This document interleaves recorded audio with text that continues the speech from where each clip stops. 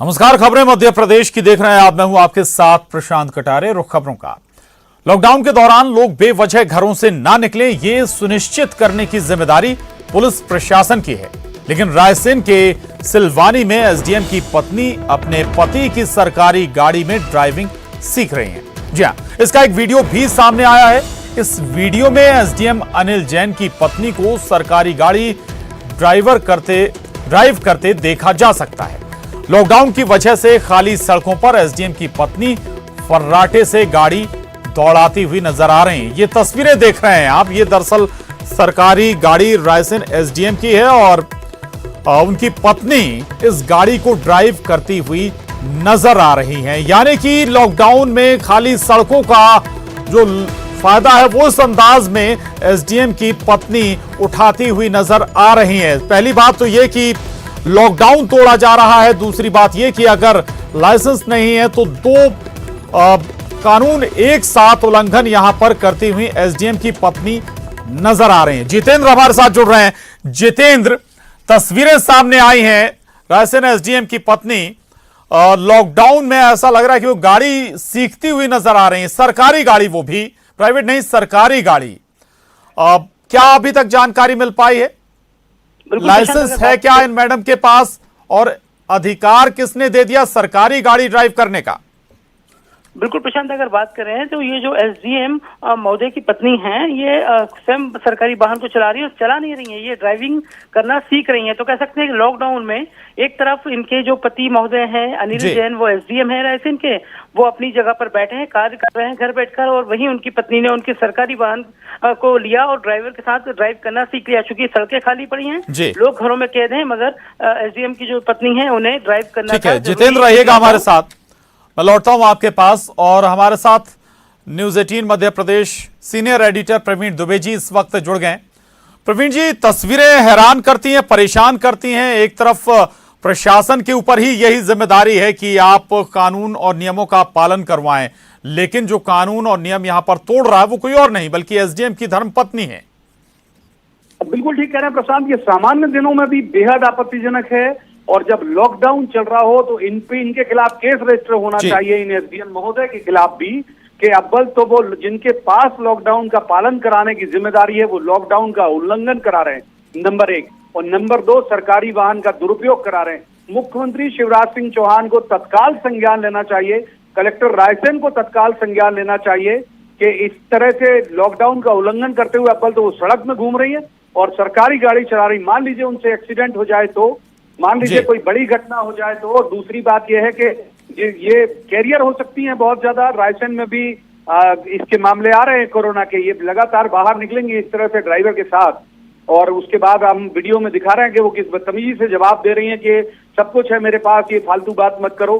तो ये जो गुरूर है मर्द सत्ता का, ये जो गुरूर है पावर का, इस गुरूर को चकनाचूर करने के लिए जरूरी है कि एक सख्त कदम, एक सख्त निर्णय और एक सख्त कार्रवाई इनके खिलाफ होनी चाहिए। और मुझे लगता है कि मुख्यमंत्री शिवराज सिंह चौहान के संज्ञान में ये बात आएगी तो इनके खिलाफ जरूर कार्रवाई होगी और कलेक्टर रायसेन को जरूर इन पर संज्ञान लेना चाहिए, क्योंकि ये बेहद आपत्तिजनक है ऐसे दौर में जब प्रधानमंत्री कह रहे हैं कि लोग आप घर में रहिए, मुख्यमंत्री कह रहे हैं आप घर में रहिए, तब ये अपने पावर के हनक में सड़क में घूम रही है और सरकारी गाड़ी चला रही है।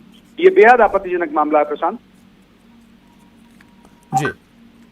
बिल्कुल बिल्कुल, दो बातें, एक तो जो हनक नजर आ रही है एसडीएम की पत्नी की, वो साफ जाहिर करती है कि एक अंदर एक गुरूर है कि मैं एसडीएम की धर्मपत्नी हूं। दूसरी बात प्रवीण जी की, बगैर एसडीएम के संज्ञान में क्या वाकई में ऐसा संभव है कि गाड़ी लेकर निकल जाए धर्मपत्नी जी ड्राइवर के साथ? नहीं, एसडीएम के संज्ञान में है। एसडीएम से भी बात करने की कोशिश की गई और उन्होंने भी अपने पावर का जलवा दिखाते हुए झपट के भगा दिया उस पूरे मसले पर, उन्होंने रिएक्ट नहीं किया। तो जाहिर सी बात है कि एसडीएम साहब ने खुद परमिट किया होगा अपने ड्राइवर को वो भेज रहे हैं, और ये वक्त एसडीएम के का जो है वो लगातार मॉनिटर करने का है। ये वक्त है एसडीएम का कि वो घूम घूम के मॉनिटर करें, पूरे अपने इलाके में देखें कि कहाँ संक्रमण फैल रहा है, कहाँ स्थिति आउट ऑफ कंट्रोल हो रही है, कहाँ पर स्वास्थ्य की सुविधाएं नहीं है, कहां पर लोगों को बुनियादी जरूरत की चीजें नहीं मिल रही हैं। उस गाड़ी से, जिस गाड़ी से लोगों को इस महामारी से बचाने का काम किया जाना चाहिए, वहां पर एसडीएम अपनी पत्नी को दे रहे हैं और कह रहे हैं कि ड्राइविंग सीखो, ये बेहद आपत्तिजनक है और कलेक्टर के अलावा चीफ सेक्रेटरी को भी संज्ञान लेना चाहिए इस पूरी खबर के लेके कि इतनी महामारी में जिस अनुविभागीय दंडाधिकारी की जिम्मेदारी है उस इलाके में अमन बहाली की, लोगों को मदद पहुंचाने की, व्यक्ति कितना गैर जिम्मेदार है और वो एसडीएम के पद पर रहने लायक नहीं है। प्रशांत, बिल्कुल स्वाभाविक है कि आपने सरकारी काम को भी दरकिनार कर दिया, जो कि आप जिक्र भी कर रहे हैं। तो ऐसे में दोनों के खिलाफ एक्शन की दरकार है, ना केवल एसडीएम बल्कि एसडीएम की पत्नी भी। बिल्कुल सही बात है। ये किसी आम आदमी से, यदि आप लॉकडाउन उल्लंघन के भोपाल में मामले देखें, बाकी जिलों में देखें, पुलिस डंडे मार रही है अगर आप बाहर निकल रहे हो तो, पुलिस केस रजिस्टर कर रही है आपके खिलाफ। लॉकडाउन उल्लंघन की सख्त धाराएं बनी हुई हैं जिनके खिलाफ आप केस रजिस्टर कर रहे हो। इन पे तो 2 मामले रजिस्टर होने चाहिए, एक तो लॉकडाउन उल्लंघन के भी और दूसरा सरकारी गाड़ी के दुरुपयोग के भी। एसडीएम साहब को तत्काल उस पोजीशन से हटाया जाना चाहिए जिस पद पर वो बैठे हैं, क्योंकि वो इस तरह से दुरुपयोग करा रहे हैं। वो कितने संवेदी होंगे इस महामारी से बचाने में, ये बिल्कुल प्रथम दृष्टया दिख रहा है और तत्काल शिवराज सिंह चौहान को इस पर एक्शन लेना चाहिए। प्रशांत,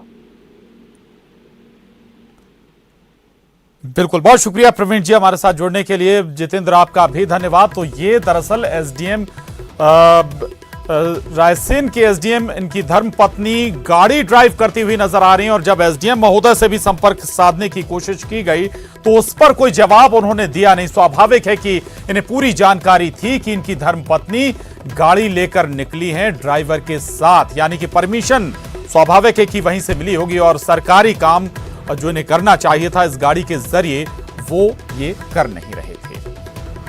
चलिए अब अगली खबर का रुख करेंगे। मध्य प्रदेश में आज 86 नए कोरोना पॉजिटिव मरीज सामने आए हैं, जिससे प्रदेश में कोरोना पॉजिटिव का आंकड़ा बढ़कर अब 741 तक पहुंच गया है। वहीं मौत का आंकड़ा 50 है और आज इंदौर में सबसे ज्यादा 49 मामले सामने आए हैं। वहीं भोपाल में 16 और खंडवा में 10 नए मामले सामने आए। अन्य जिलों की बात करें तो बड़वानी, शाहजहांपुर में 3 मामले, तो उज्जैन में 2 मामले, जबकि टीकमगढ़, धार, रतलाम में 1 कोरोना पॉजिटिव मामला सामने आया। साथ ही इंदौर में अब तक कोरोना मरीजों की संख्या बढ़कर 411 हो गई है, जबकि 35 लोगों की अभी तक मौत हो चुकी है। साथ ही 39 मरीज स्वस्थ भी हो गए हैं। राजधानी भोपाल में कोरोना मरीजों की संख्या बढ़कर 158 हो गई है और 4 लोगों की अभी तक भोपाल में जान भी गई है कोरोना के चलते। साथ ही यहां भी 3 मरीज स्वस्थ होकर घर लौट चुके हैं।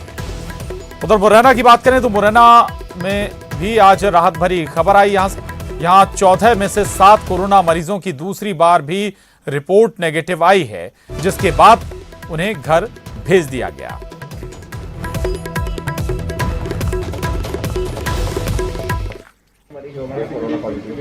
देखिए, कल तक जो आंकड़ा था वो 362 का था। इसके बजाय देर रात में एक नया आंकड़ा है जो करीब 49 लोगों के पॉजिटिव होने की खबर है। इसे मिलाकर अभी 411 हमारे कुल मरीज जैसे हैं जो पॉजिटिव आए हैं। सर, मृत्यु का आंकड़ा कितना हो गया? मृत्यु 35 लोगों की हुई थी। आज अभी किसी मृत्यु की सूचना प्राप्त अभी तक मुझे नहीं हुई है। जैसे ही होगी मैं अवगत कराता हूँ। सर, कुछ सैंपल बाहर भी भेजे थे उनकी? कुछ हमारे द्वारा, चूँकि यहाँ पर वर्कलोड बहुत ज़्यादा है, पेंडेंसी बढ़ गई थी, इसलिए इन्हें बाहर भेजा गया था और उम्मीद है कि आज शाम तक उनकी रिपोर्ट आ जाएगी। और इसके अलावा मैं आपको एक और चीज़ बताना चाहूँगा कि जो कंटेनमेंट एरिया में हम लोग सर्वे करा रहे हैं उसमें कल शाम तक हमारे 35,000 घरों का सर्वे किया जा चुका था और हमारी आशा, आंगनवाड़ी और टीचर्स की जो टीम है ये लगातार उनका सर्वेक्षण कर रही है। इसमें उनको करीब 250 लोग ऐसे मिले थे जिनको सर्दी खांसी की शिकायत थी। हमारी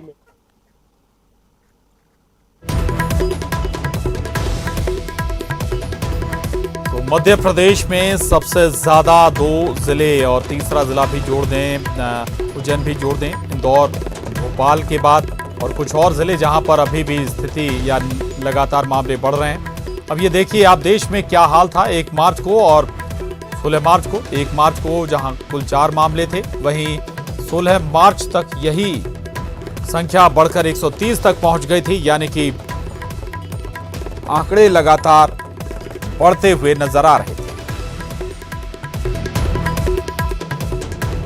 17 मार्च को जहां 146 कोरोना पॉजिटिव मामले थे, वहीं 31 मार्च तक ये आंकड़ा 1700 से ज्यादा पहुंच गया था। 1 अप्रैल को 2076 मामले, तो यही स्थिति 14 अप्रैल तक 10,815 तक पहुंच गई, यानी कि कुल अभी देश में 10,800 से ज्यादा कोरोना पॉजिटिव मामले सामने आ चुके हैं। अब ये मध्य प्रदेश की तस्वीर भी आपको दिखा देते हैं। 1 मार्च को कोई मामला नहीं था, 16 मार्च को भी कोई मामला नहीं था मध्य प्रदेश में कोरोना पॉजिटिव का। और अब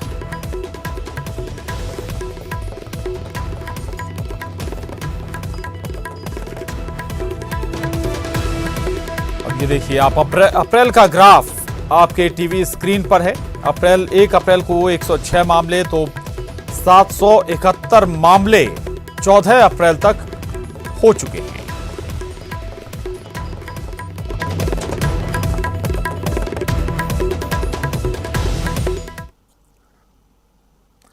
और अब राहत भरी खबर मुरैना से, जहां 14 कोरोना पॉजिटिव मरीजों में से 7 रिकवर हो गए हैं। दूसरी बार भी इन सभी कोरोना पॉजिटिव मरीजों की जो रिपोर्ट है वो अब नेगेटिव आई है, यानी कि दूसरी बार इनकी रिपोर्ट नेगेटिव आई है और इसके बाद अस्पताल से इन्हें डिस्चार्ज कर दिया गया है। हालांकि घर पर जरूर इन्हें अभी क्वारंटाइन में ही रखा जाएगा। साथ ही लोगों ने डॉक्टरों को भगवान का अवतार बताया है। जो लोग भी अब ठीक होकर ये जा रहे हैं, जिनकी रिपोर्ट नेगेटिव आई है, ये डॉक्टरों को भगवान का अवतार बता रहे हैं। वहीं सभी डॉक्टर्स ने खुशी मनाते हुए गाना भी गाया। तू अगर कदम एक नई जंग है, जीत जाएंगे हम, हो जीत जाएंगे हम, तू अगर संग है जिंदगी। आज मुरैना के लिए बहुत खुशी का दिन है। जैसे आप लोगों को पहले ही पता था कि हमारे 7 पेशेंट का एक रिजल्ट नेगेटिव आया था, आज उनका दूसरा रिजल्ट नेगेटिव आया है। वो अभी पूर्णतः स्वस्थ हैं, उनको डिस्ट्रिक्ट हॉस्पिटल से डिस्चार्ज किया गया है। उधर कोरोना को लेकर बीजेपी टास्क फोर्स की बैठक हुई। सीएम शिवराज ने वीडियो कॉन्फ्रेंसिंग के जरिए टास्क फोर्स के सदस्यों के साथ कोरोना संकट पर चर्चा की। वीडियो कॉन्फ्रेंसिंग के जरिए इस बैठक में बीजेपी के प्रदेश अध्यक्ष वीडी शर्मा, कैलाश विजयवर्गीय, संगठन मंत्री सुहास भगत और पूर्व मंत्री नरोत्तम मिश्रा भी शामिल हुए। इस दौरान नरोत्तम मिश्रा ने कई अहम सुझाव भी दिए।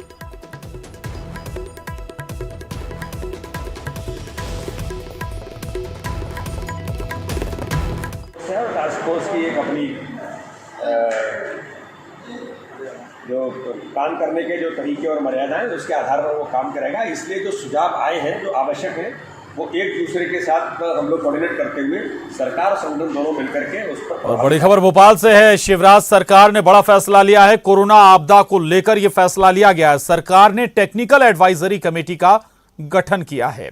आईएएस सुदाम खाड़े की अध्यक्षता में यह गठन किया गया। डॉक्टर संतोष शुक्ला समिति के समन्वयक बनाए गए हैं। वहीं समिति में 7 अन्य सदस्य भी शामिल किए गए हैं और समिति कोरोना के नियंत्रण की कार्य योजना तैयार करेगी। साथ ही समिति हर रोज अपनी रिपोर्ट एसीएस स्वास्थ्य को देगी। तो कोरोना के मद्देनजर यह बड़ा फैसला शिवराज सरकार का।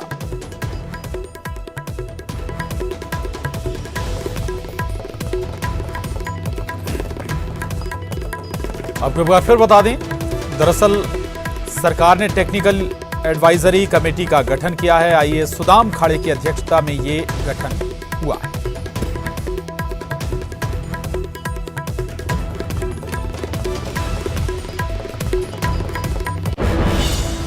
तो देश भर में 3 मई तक लॉकडाउन बढ़ा दिया गया है और इसे लेकर सीएम शिवराज सिंह ने कहा है कि एमपी में केंद्र की गाइडलाइन का पालन किया जाएगा।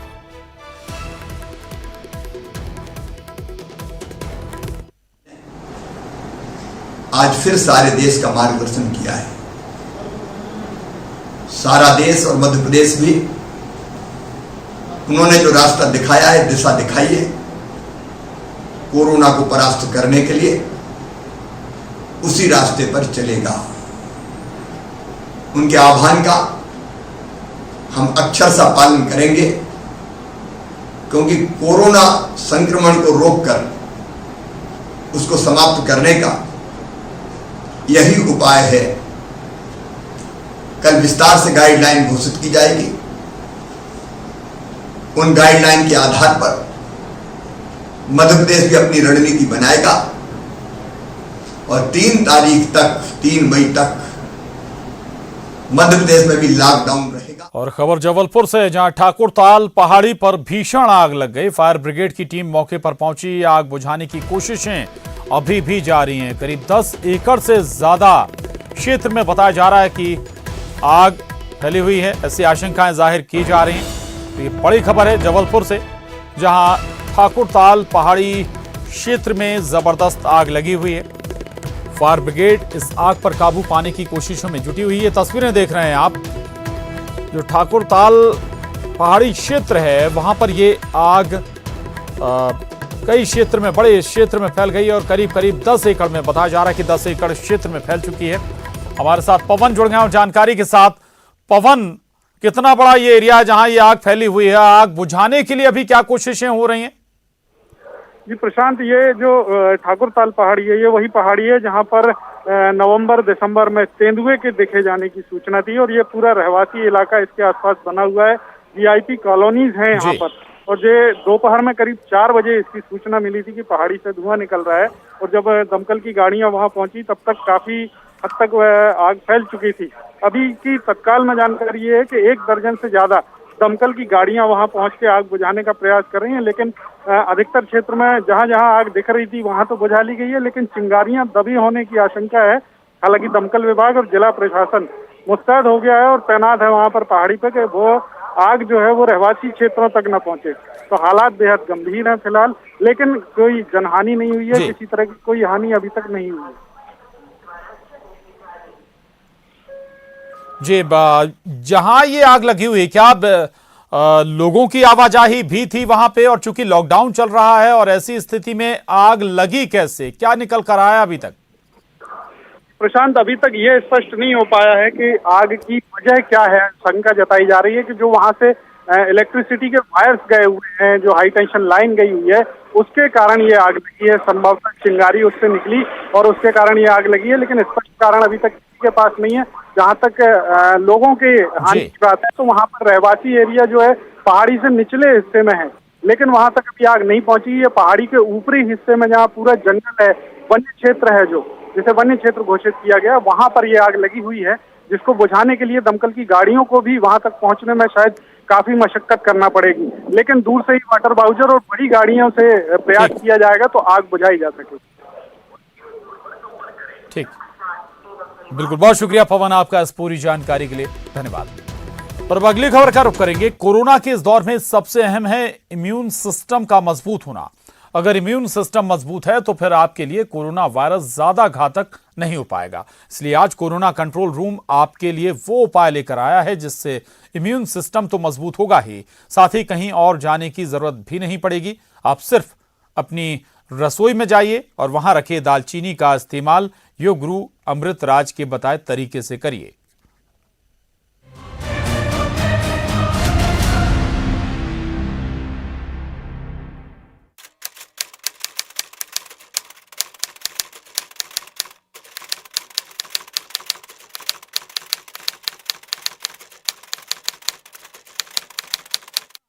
नमस्कार। आजकल देश और दुनिया में कोरोना का डर फैला हुआ है। क्या आप जानते हैं आपके किचन में ऐसी असंख्य जड़ी बूटियां हैं जिनके इस्तेमाल से आप अपनी इम्यूनिटी को बढ़ा सकते हैं, आप अपनी रोग प्रतिरोधक क्षमता बढ़ा सकते हैं और आप कोरोना को देश और दुनिया से भगा सकते हैं। सो दर्शकों, आज हम बात करेंगे दालचीनी के बारे में, यानी कि सिनेमन के बारे में। दालचीनी के अंदर बहुत सारे औषधीय गुण हैं। ये एंटीबैक्टीरियल है, बैक्टीरियोसाइडल है, एंटीवेनम है और साथ ही साथ मोटापे को कम करने में भी बहुत फ़ायदेमंद है और एंटी डायबिटिक भी है, शुगर को भी कंट्रोल करता है। तो ज़रूरी नहीं है कि आप दूध की चाय पिएं, आप 1.5 गिलास पानी में इसको उबाल सकते हैं। जब आधा गिलास रह जाए तो आप दालचीनी की चाय भी पी सकते हैं।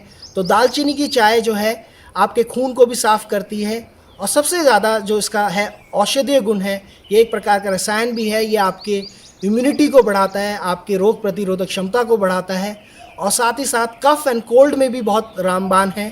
तो दर्शकों, दालचीनी को आप जो है दालचीनी का पानी पिएं, दालचीनी को चाय के रूप में लें, दालचीनी का पाउडर इस्तेमाल करें या किसी भी रूप में आप इसको इस्तेमाल कर सकते हैं और आप अपनी इम्यूनिटी को, रोग प्रतिरोधक क्षमता को बढ़ा सकते हैं और कोरोना को देश और दुनिया से दूर भगा सकते हैं। नमस्कार।